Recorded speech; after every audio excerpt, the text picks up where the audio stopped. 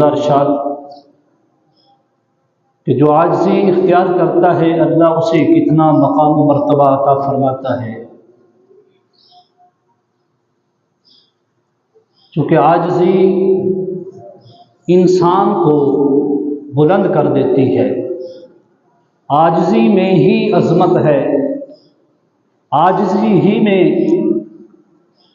اللہ کا اس پر فضل ہے. بندہ چاہتا ہے کہ میرا اللہ کے ہاں کوئی مقام ہو، مرتبہ ہو، تو وہ اللہ کا عاجز بندہ بن جائے. اس لیے کہ جو جھک جاتا ہے رنگ اسے ہی لگتا ہے، جو جھکتا ہے پھل اسے ہی لگتا ہے. جس میں غرور اور تکبر ہو تو وہ یوں سمجھے کہ وہ خالی ہے. اس لیے فرمایا بلا تمشی فی الارض مرحا کہ زمین میں اترا کر نہ چلو، زمین پر جھک کر چلو، زمین پر غرور تکبر اور اکڑ کے ساتھ نہ چلو، بلکہ عاجزی کے ساتھ اللہ کی اس زمین پر چلو. انک لن تخرق الارض ولن تبلغ الجبال طولا.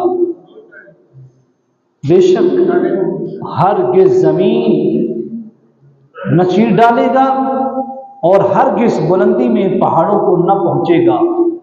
میرا رب فرما رہا ہے کہ تو زمین پر اکڑ کر چلتا ہے غرور اور تکبر کے ساتھ، تو کیا تو زمین کو پھاڑ ڈالے گا؟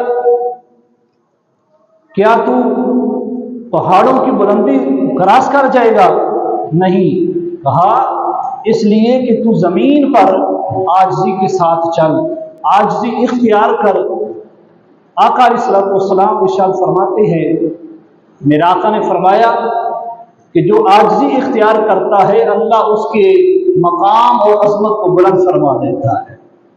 جو عاجزی اختیار کرتا ہے اللہ اس کے مقام اور مرتبے کو بلند فرما دیتا ہے.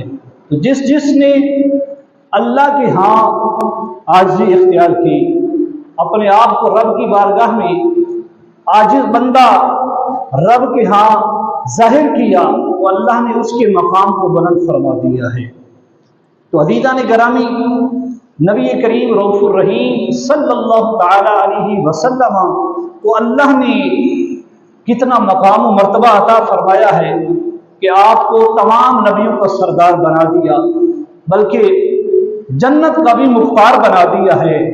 تو آپ اللہ کے ہاں عز و انکساری کرتے ہیں، اس پر کبھی فخر اور تکبر یا غرور کا اظہار نہیں کیا، اس لیے کہ اللہ کے نبی محبوب خدا نبی اکرم شفیع معظم صلی اللہ تعالی علیہ وسلم نے بھی اپنی امت کو یہی درس دیا ہے کہ وہ عز و انکساری تواضع اختیار کرے.